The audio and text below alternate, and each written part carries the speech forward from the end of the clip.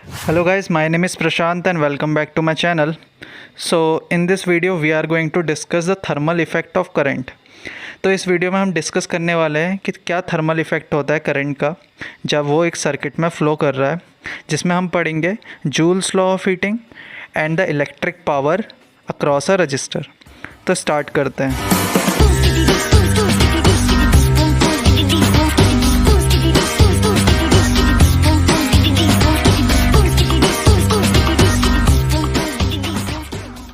आज हम काफ़ी इंटरेस्टिंग टॉपिक देखेंगे which is joules law of heating. ये क्या होता है? देखो, इसको समझने के लिए मैं एक एग्जांपल ले रहा हूँ। मेरे पास एक बॉडी है ए और एक बॉडी है बी।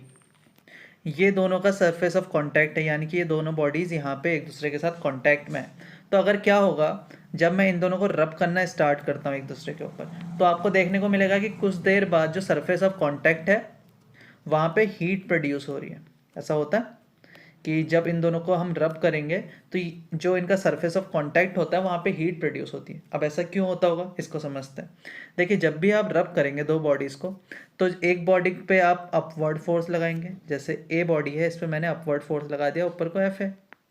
सिमिलरली दूसरी बॉडी है, उस पर हम डाउनवर्ड फोर्स लगाएंगे, एफ बी।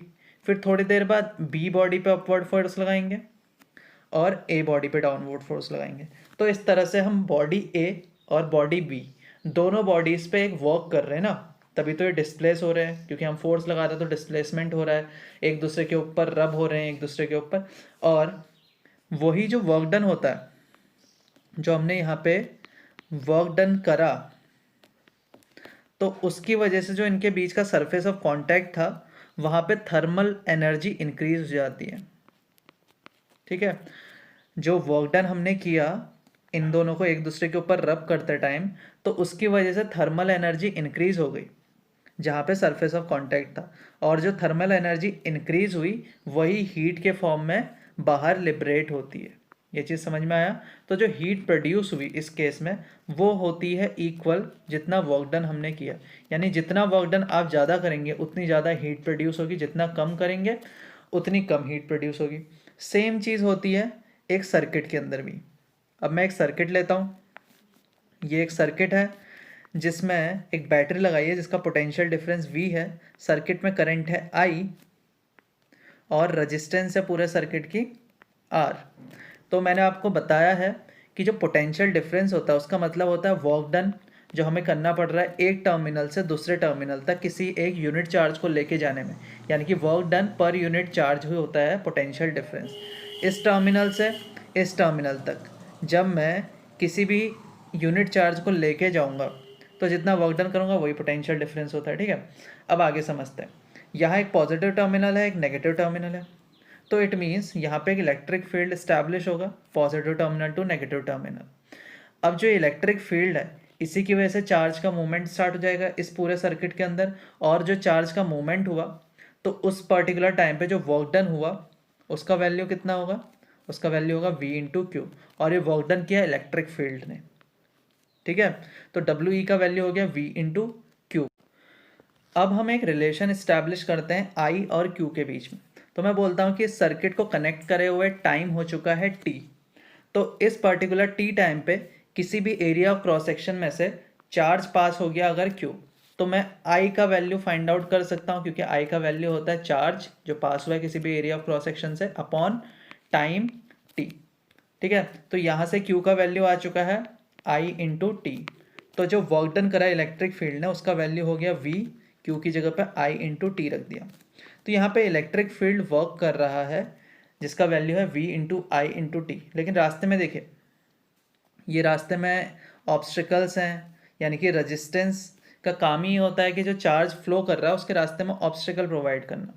अब चार्ज जो है वो ऑब्स्टिकल से टकराएगा कहीं ना कहीं। जैसे चार्ज पार्टिकल है, एक रास्ते में एक ऑब्स्टिकल है, यानी कोई भी एक एटम है सपोज। अब जब वो एक एटम से टकराएगा तो इन दोनों के बीच में फ्रिक्शन होगा, और इन दोनों के बीच में अगर फ्रिक्शन होगा तो कहीं ना कहीं जो रजिस्टर है उसकी थर्मल एनर्जी बढ़ जाएगी, और अगर थर्मल एनर्जी बढ़ेगी तो हीट प्रोड्यूस होगी। तो तभी तो थोड़ी देर बाद जैसे ही कोई भी एक वायर है उसमें काफ़ी ज़्यादा अगर आप करंट प्रोवाइड करेंगे, यानी कि करंट उसमें काफ़ी ज़्यादा फ्लो हो रहा है, तो कुछ देर बाद हम देखने को मिलता है कि वो थोड़ा सा हीटअप हो जाता है।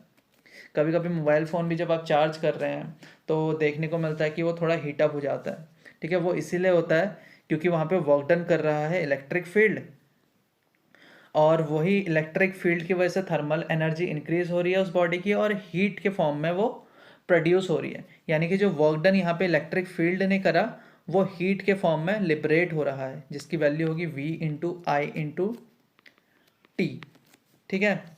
अब ओम्स लॉ से वैल्यूज को चेंज करते हैं।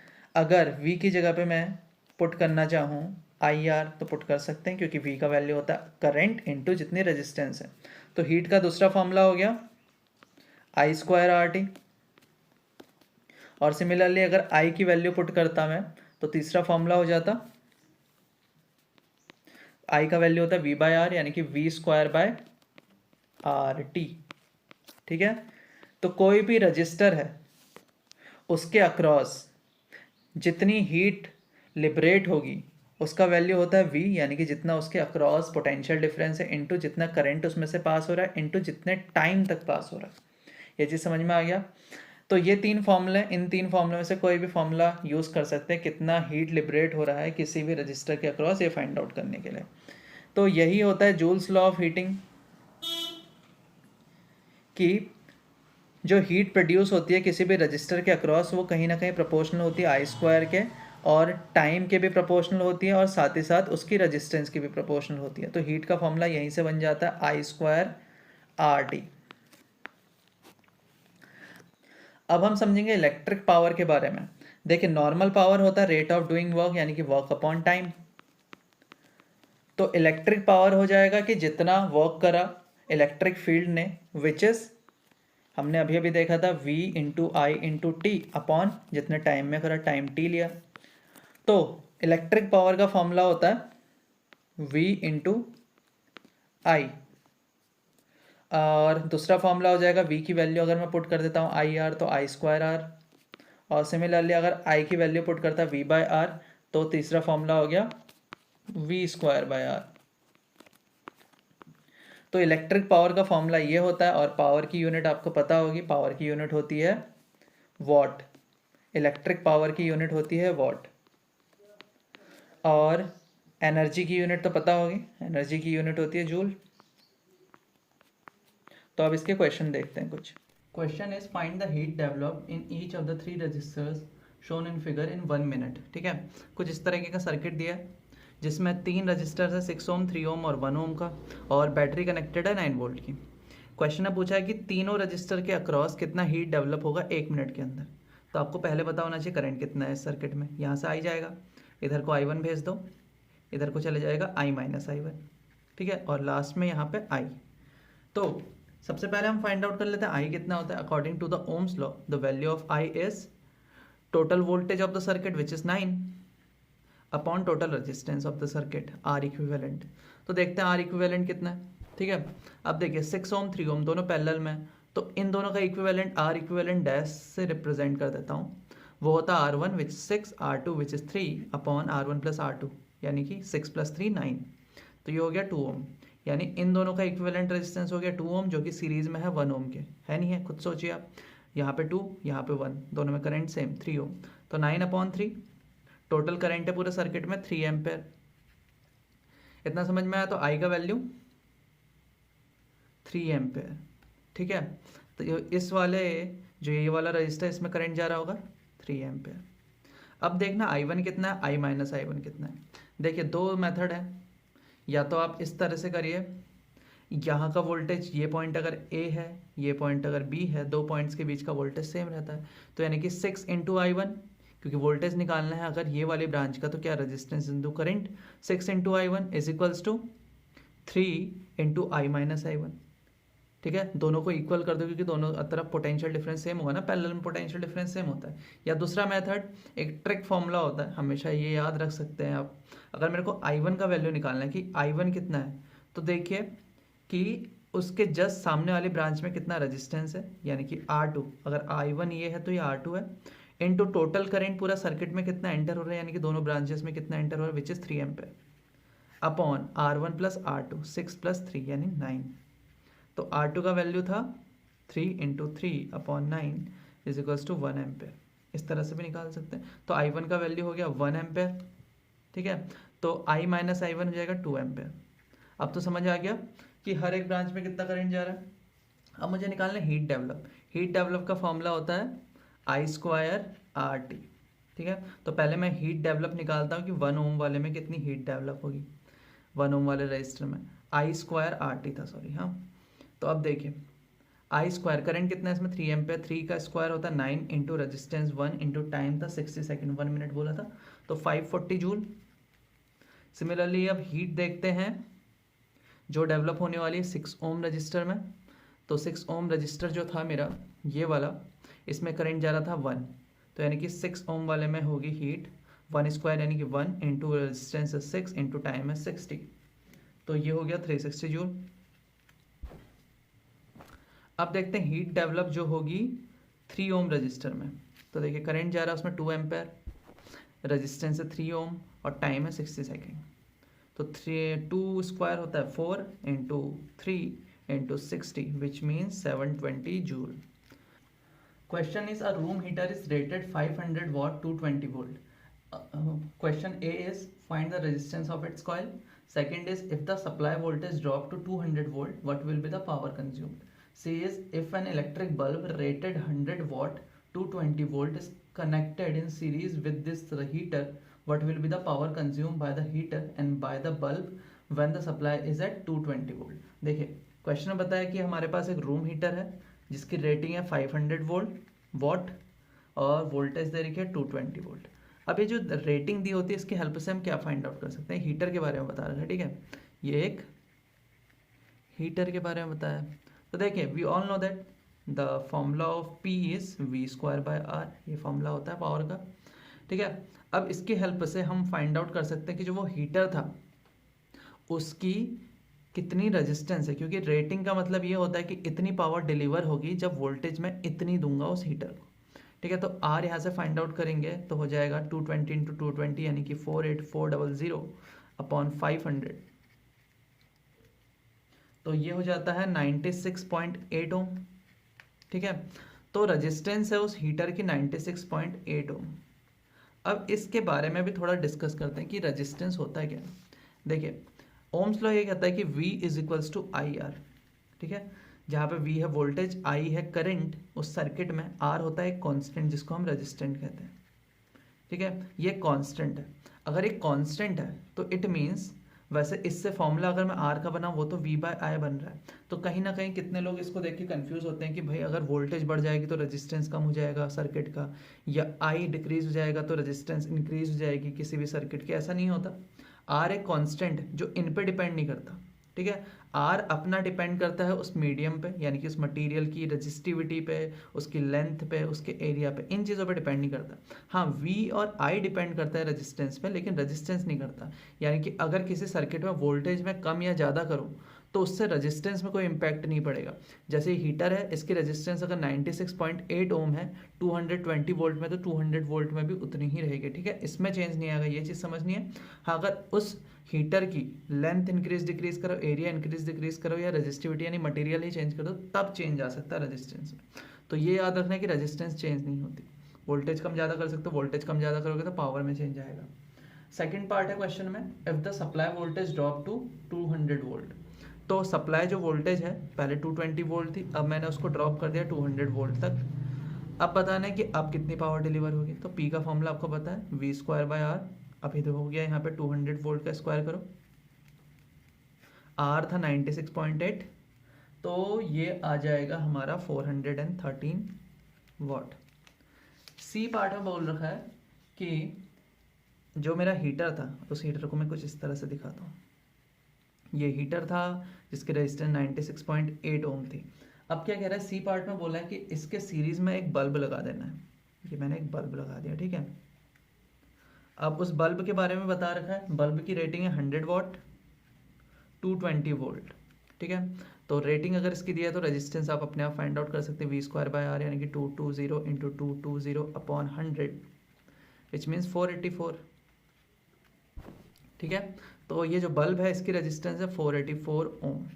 अब इन दोनों को सीरीज में कनेक्ट कर दिया है इस बैटरी से, वो सप्लाई है 220 वोल्ट।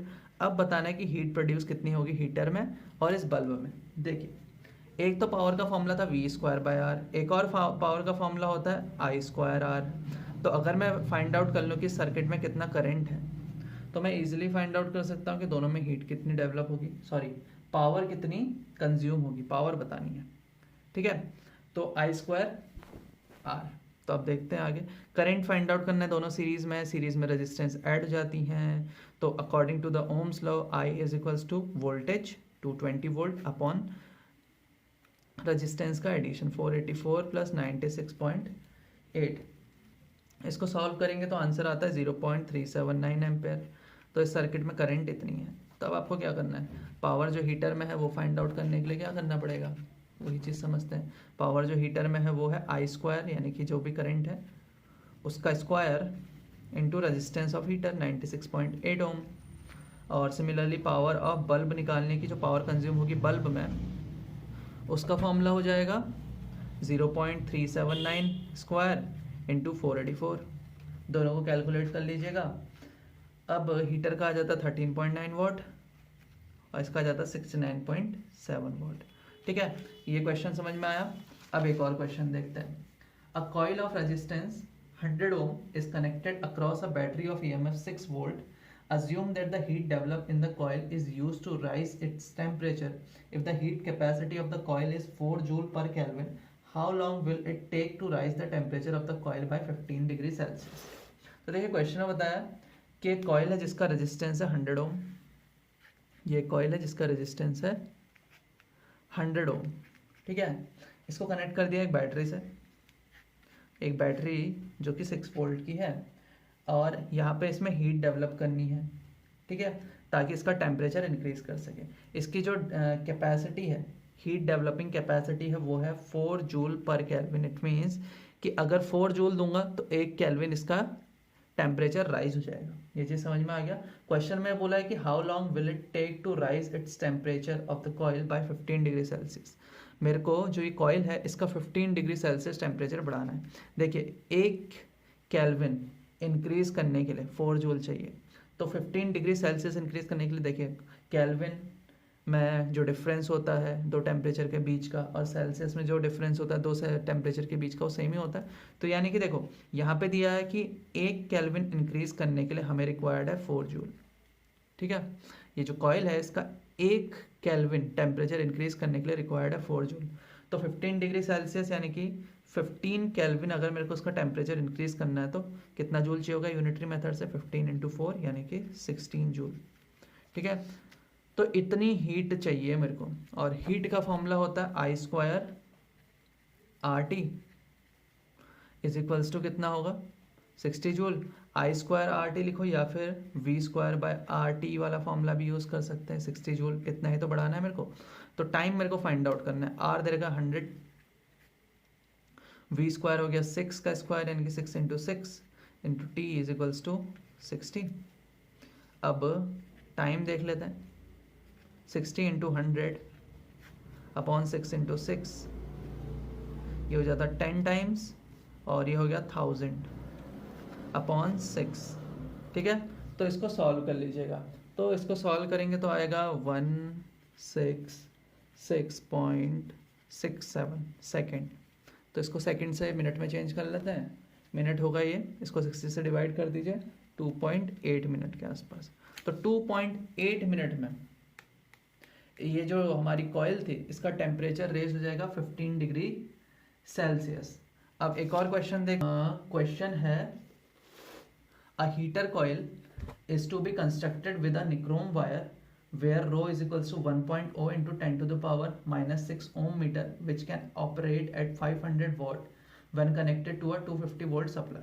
ठीक है, तो सबसे पहले क्या क्या चीज़ें दी हैं यहाँ पे ये समझते हैं। देखिए, इसकी रेटिंग दी हुई है। एक हीटर कॉइल है, एक हीटर कॉइल है जिसकी रजिस्टिविटी हमें बताई हुई है 1 into 10 to the power minus 6 ohm metre, और ये ऑपरेट होती है 500 वॉट में जब कनेक्टेड होती है 250 वोल्ट सप्लाई से। यानी कि पी रेटिंग दी हुई है 500 वॉट और वी दिया हुआ है 250 volt.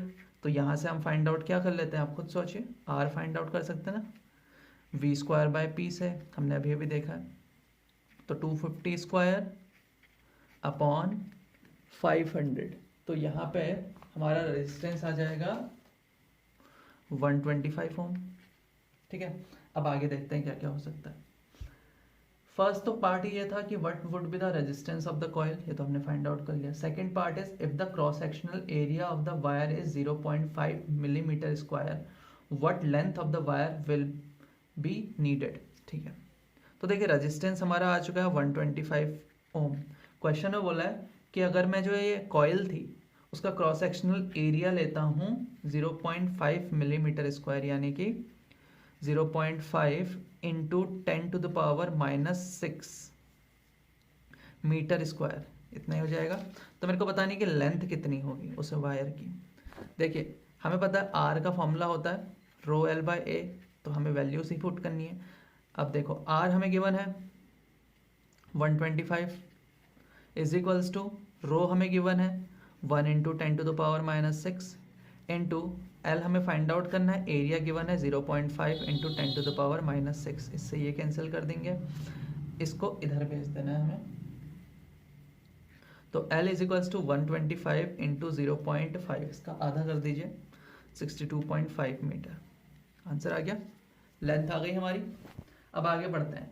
If the radius of each turn is 4 millimetre, how many turns will be there in the coil. देखिए कॉइल हमारी बता रहे हैं कि वो सोलेनॉइड फॉर्म में है, इस तरह से। जिस पूरी कॉइल का लेंथ, यानी कि यहाँ से इसको मैं स्ट्रेट अप कर दूं तो उसका लेंथ इतना है। अब वो बोल रहा है कि जो हर एक टर्न है ना इस कॉइल में, जैसे ये टर्न होता है इस कॉइल के अंदर, ये हर एक टर्न का रेडियस है 4 मिलीमीटर। तो हमें बताना है कि टोटल इसमें कितने टर्न होंगे। देखिए एक टर्न में कितनी लेंथ होगी, अगर मुझे ये फाइंड आउट करना है तो वो होगा circumference of that particular circle. ठीक है, रेडियस इतना है और सरकमफेरेंस का फॉर्मूला होता है 2 into pi which means 3.14 into r which means 4 upon metre में चेंज कर दीजिए इसको 1000। ठीक है, एक टर्न का। तो सिमिलरली मैं बोलता हूँ कि एक टन का इतना लेंथ होता, 2 टन का कितना हो जाएगा 2 इंटू इतना, 3 का कितना हो जाएगा 3 इंटू इतना। तो अगर मैं बोलता हूँ कि इस पूरे जो वायर था यानी कि जो कॉइल है उसमें n टर्न्स थे, तो वो किसके बराबर होगा, लेंथ पूरा 62.5 के बराबर। तो सब चीज़ों को इधर उधर भेजिए। ठीक है, इसको कैलकुलेट करिएगा, ट्राई करना फट कैलकुलेट करने का, तो लगभग आंसर आ जाता है 2500 टर्न्स। तो इतने टर्न्स होते हैं इसके अंदर। तो क्वेश्चन समझ में आया।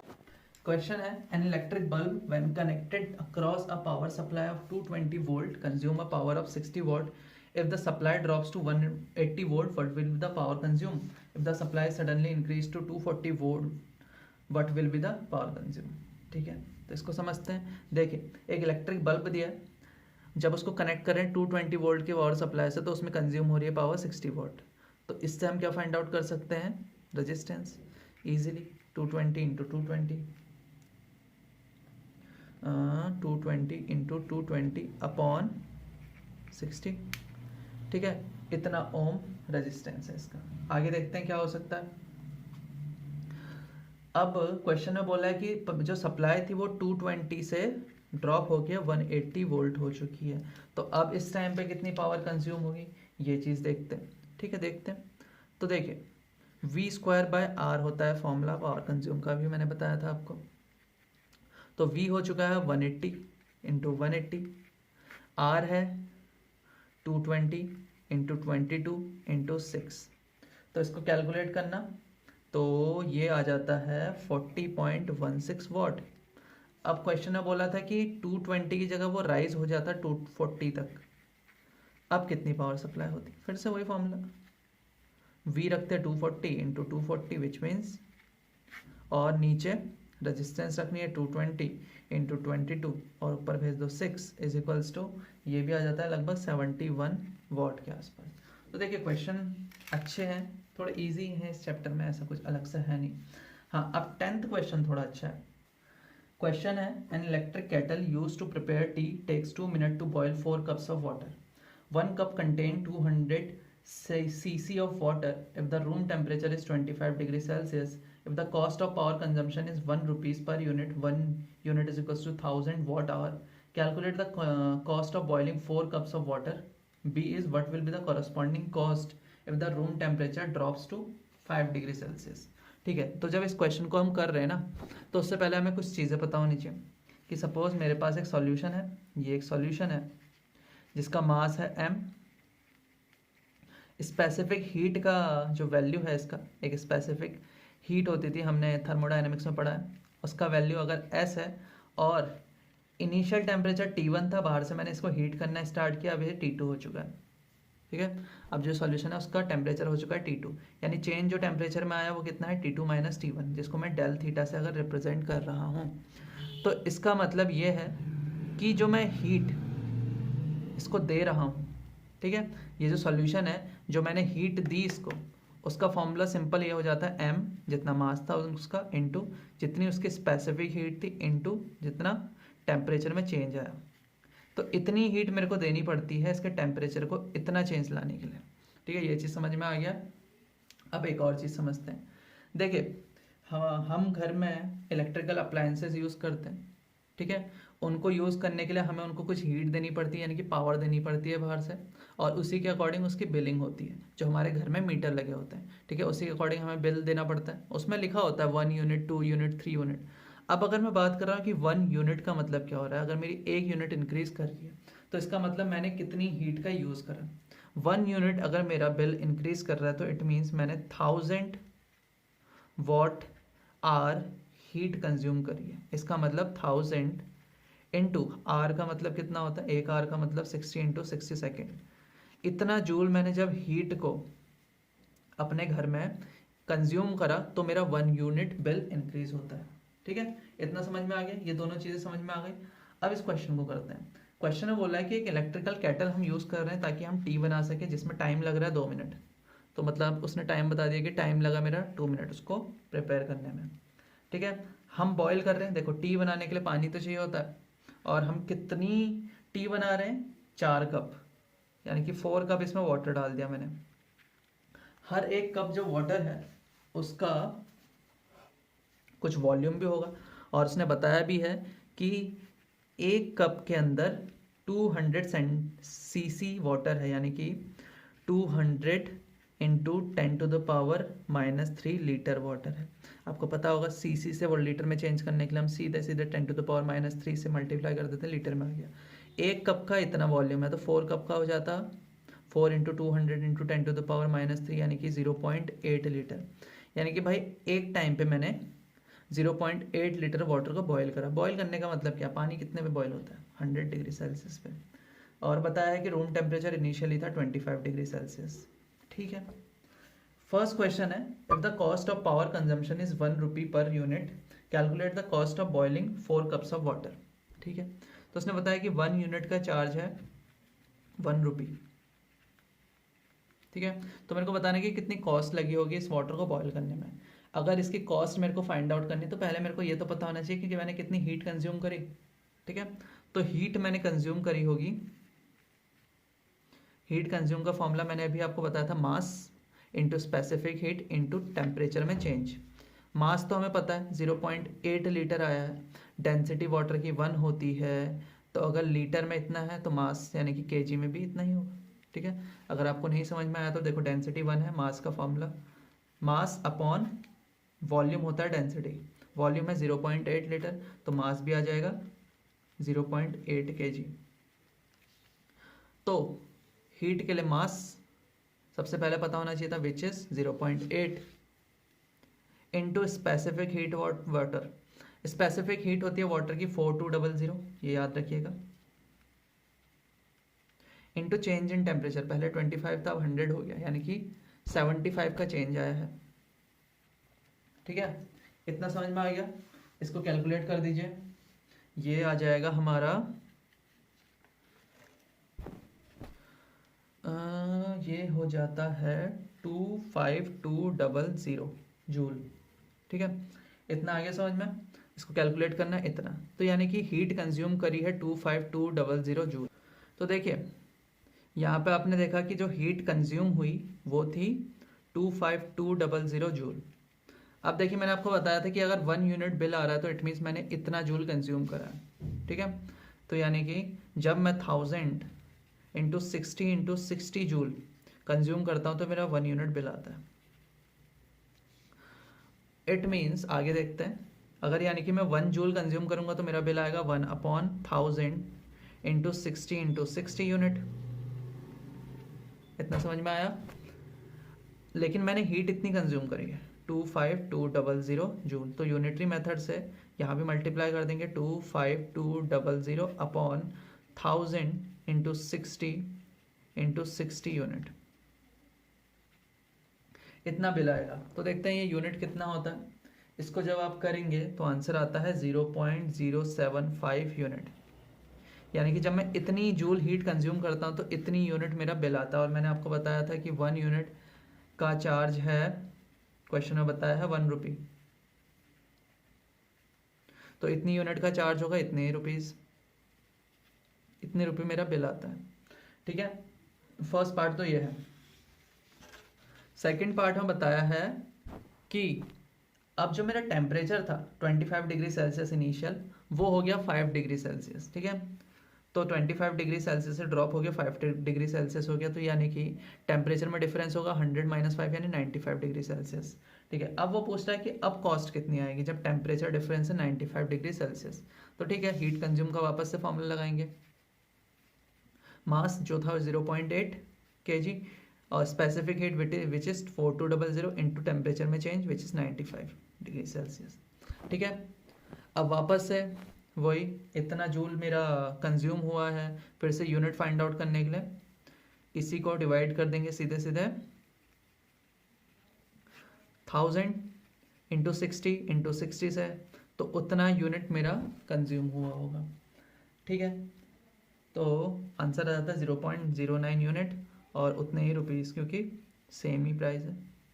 0.09 रुपी मैंने इन्वेस्ट करे इस वाटर को बॉयल करने में। ठीक है, क्वेश्चन है the coil of an electric bulb takes 40 watts to start glowing. If more than 40 watt is supplied, 60% of the extra power is converted into light and the remaining into heat. The bulb consumes 100 watt at 220 volt. Find the percentage drop in the light intensity at a point if the supply voltage changes from 220 volt to 200 volt. तो पहले हम समझते हैं कि intensity क्या होता है। देखिए, काफ़ी बार आपने सुना होगा कि एक बल्ब होता है जब उसमें से लाइट की इंटेंसिटी कम होती है, यानी कि जितनी एक्चुअल में वो लाइट लिबरेट कर सकता है उससे कम लाइट अगर प्रोड्यूस हो रही है तो हम बोलते हैं कि वोल्टेज कम आ रही है या पावर कम आ रही है, अभी इस वजह से ये हो रहा है। ठीक है, तो यानी कि जो इंटेंसिटी है वो कहीं ना कहीं डिपेंड करती है पावर पे। अगर पावर ज़्यादा प्रोवाइड करूँगा तो लाइट की इंटेंसिटी भी ज़्यादा होगी, अगर मैं पावर कम प्रोवाइड कर रहा हूँ किसी भी बल्ब को तो उसकी इंटेंसिटी भी कम होगी। तो यानी कि मैं सीधे सीधे कह सकता हूँ कि I = K और P, यानी कि पावर जितनी हम डिलीवर कर रहे हैं किसी भी बल्ब को इनटू K एक कांस्टेंट है। तो ये इस तरह से हम बोल सकते हैं। अब क्वेश्चन को देखते हैं। क्वेश्चन में बोला है कि एक कॉइल है इलेक्ट्रिक बल्ब की जो 40 वॉट में ग्लो करना स्टार्ट करती है, यानी कि ये जो मेरा बल्ब है उसमें एक कॉइल लगी हुई है। ठीक है, अब जब तक मैं इसको 40 वॉट नहीं देता हूँ बाहर से, जब तक मैं इसको 40 वॉट सप्लाई ना करूँ ये ग्लो ही नहीं करेगा, यानी कि इसको स्टार्ट होने में ही 40 वॉट चाहिए, इतनी पावर मेरे को पहले लगानी पड़ेगी तब ये धीरे धीरे ग्लो करना स्टार्ट करेगा। अब इससे आगे क्या बताया कि अगर 40 वॉट से ज़्यादा सप्लाई करता तो 60% of the extra power is converted into light and the remaining into heat. अब देखिए 40 वॉट से तो स्टार्ट हो रहा है, अब जितनी ज़्यादा मैं इससे दे रहा हूँ 40 वॉट से जितनी ज़्यादा मैं पावर दूंगा उसका 60% पावर तो कन्वर्ट हो जाएगा लाइट के फॉर्म में। ठीक है, यानी कि जो 60% पावर है उस पर डिपेंड कर रही है इस बल्ब की लाइट की इंटेंसिटी। ठीक है, और बाकी 40% हीट के फॉर्म में लिबरेट हो जाता है। अब आगे देखते हैं क्वेश्चन में बताया है कि जो बल्ब है वो कंज्यूम करता है 100 वॉट एट 220 वोल्ट। तो देखते हैं यहाँ पे क्या समझ में आता है। देखिए ये जो बल्ब है उसने बताया कि पावर है 100 वॉट, जब मैंने इसको कनेक्ट किया है 220 वोल्ट की बैटरी से, यानी कि यहाँ से रेजिस्टेंस आप फाइंड आउट कर देंगे V²/R से, इसका होता है 484 ओम। तो ये तो समझ में आ गया कि इसकी जो रेजिस्टेंस है बल्ब की वो 484 ओम है। अब देखो पहले केस में हमने यहाँ पे कनेक्ट करी है 220 वोल्ट की बैटरी, तो पावर जो डिलीवर हो रही है बल्ब को वो मिल रही है 100 वॉट। 100 वाट में से 40 वाट तो खर्च हो जाएगी इसको स्टार्ट करने में, तो रिमेनिंग बचे 60 वाट। तो जो रिमेनिंग पावर है फर्स्ट केस में, जब मैंने बैटरी लगाई है 220 वोल्ट की, तो केस 1 बना देते हैं इसको। इस केस में जो रिमेनिंग पावर है स्टार्ट होने के बाद वो है 60 वाट। अब जो 60 वाट है उसका 60% पावर ही इंटेंसिटी के लिए रिस्पॉन्सिबल है, तो इसका 60% निकाल लेते हैं पहले। तो 60 वाट का 60% हो जाएगा 60 इंटू 60 अपॉन 100 यानी कि 36 वाट। तो सिर्फ 36 वाट की वजह से ही ये लाइट लिबरेट कर रहा है, ठीक है। तो इंटेंसिटी का फॉर्मूला था K इंटू पी, तो I इज इक्वल्स टू के, ऐसी रहने दीजिए, 36 वाट इतना है रिस्पॉन्सिबल है। अब आगे सेकंड केस में चलते हैं। सेकंड केस में कहा है कि अब वोल्टेज चेंज हो गया 200 वोल्ट पे, पहले था 220 वोल्ट, अब हो गया 200 वोल्ट। तो अब इस केस में पहले तो हम ये देखते हैं कि इसको कितनी टोटल पावर सप्लाई हुई होगी हमारे बल्ब को।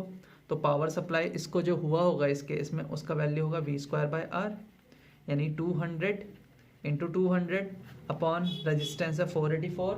तो इसको कैलकुलेट जब हम करते हैं तो आता है 82.64। तो इतनी वॉट आपने डिलीवर करी है इस केस में। अब इतनी डिलीवर करिए, 40 वॉट तो उसको स्टार्ट होने के लिए चाहिए, तो इसमें से 40 वॉट माइनस कर दीजिए, तो ये आ जाएगा 42.64 वॉट, ठीक है। अब इतनी रिमेनिंग पावर है, इतनी रिमेनिंग पावर के 60% तो लाइट के फॉर्म में कन्वर्ट होने वाली है, 40% डिसिपेटेट होने वाली, वापस से इसका 60% निकालता है, तो इसका 60% हो जाएगा 42.64 इंटू 60 अपॉन 100 फिर से, तो जिसका वैल्यू आता है 25.58, यानी कि इस केस में 25.58 वॉट ही इंटेंसिटी के लिए रिस्पॉन्सिबल है। तो इस बार इंटेंसिटी का फॉर्मूला बन गया, I1 से रिप्रेजेंट कर देते हैं K इंटू 25.58। अब देखते हैं अब यहाँ पे हुआ क्या। अब क्वेश्चन में पूछा है कि कितना परसेंटेज ड्रॉप आएगा लाइट इंटेंसिटी पे जब पावर 220 से 200 कर दिए। तो देखिए ड्रॉप का फॉर्मूला यही होता है, परसेंटेज ड्रॉप अगर कहीं पे आप निकाल लें तो जितना चेंज आया है अपॉन इनिशियली वो चीज़ कितनी थी इंटू 100, ठीक है। चेंज देखते हैं सबसे पहले, तो पहले थी इंटेंसिटी K इंटू 36, अब हो गई K इंटू 25.58, दोनों को माइनस कर देंगे तो K दोनों में कॉमन, अंदर बचेगा 36 माइनस 25.58। इनिशियली इंटेंसिटी थी K इंटू 36, तो K इंटू 36 इंटू 100, K से K कैंसिल, इसको सॉल्व करेंगे तो ये हो जाता 10.416, और इसको जब 36 से डिवाइड करो, इससे मल्टीप्लाई कर दो, तो आंसर आ जाता है इसका 28.9%। तो इतना इंटेंसिटी में ड्रॉप आएगा। अब नेक्स्ट क्वेश्चन देखते हैं। नेक्स्ट क्वेश्चन है the 2 ohm resistor shown in figure is dipped into a calorimeter containing water. The heat capacity of a calorimeter together with water is 2000 joule per Kelvin. If the circuit is active for 15 minutes, what would be the rise in the temperature of the water? Suppose the 6 ohm resistor get burned. What would be the rise in the temperature of water in the next 15 minutes? तो कुछ इस तरीके का diagram दिया जहाँ पे battery लगी है 6 वोल्ट की, 1 ओम का रजिस्टर उसके सीरीज में लगा है और 6 ओम और 2 ओम पैरेलल में लगे एक दूसरे के। जो 2 ओम वाला रजिस्टर है उसको हमने डिप किया हुआ है वाटर के अंदर, यानी कि ये पूरा का पूरा एक कैलोरीमीटर की तरह वर्क कर रहा है।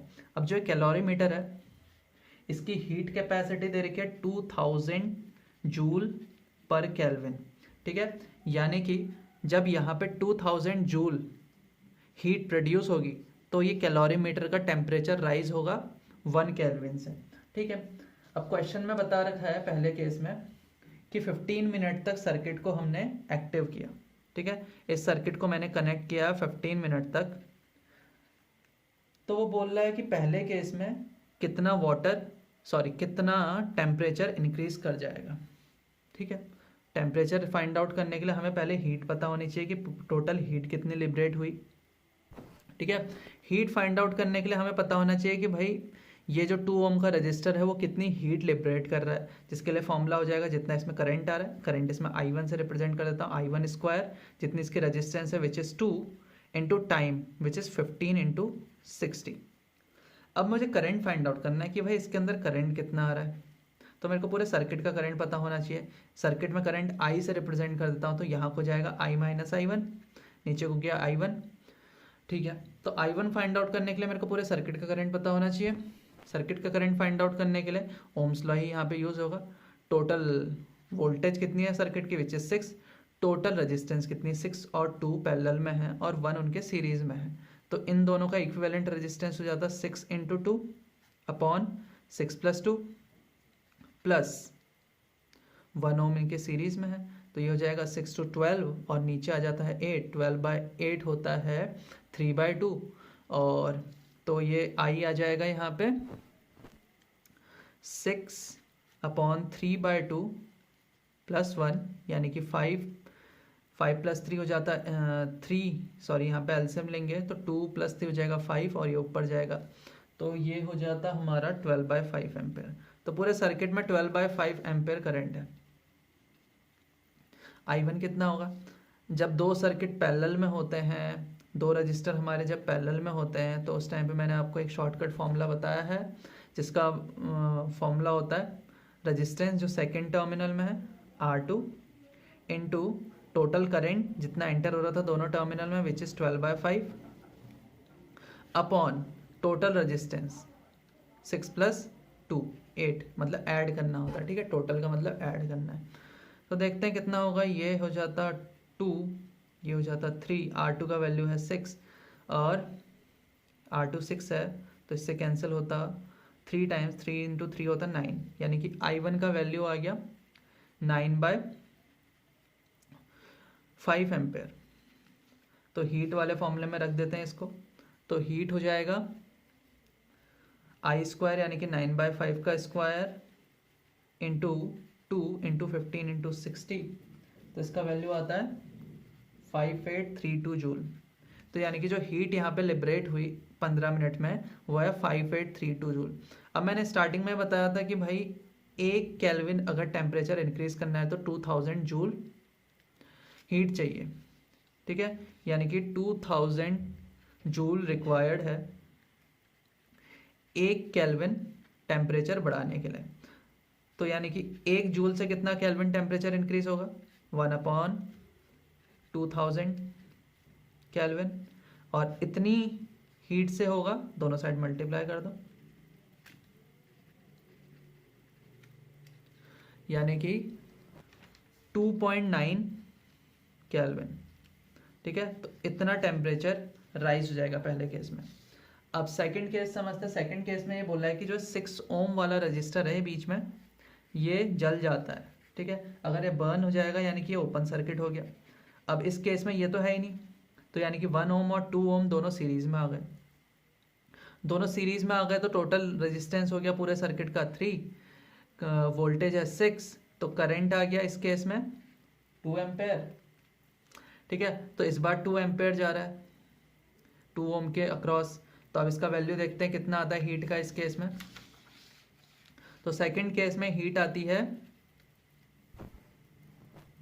2 एम्पेयर का स्क्वायर यानी कि 2 इंटू 2 इंटू 2 रजिस्टेंस जो थी वहाँ की इंटू 15 मिनट तक ही खोल रहे हैं हम इस सर्किट को, तो ये आ जाता है हमारा 7200 जूल।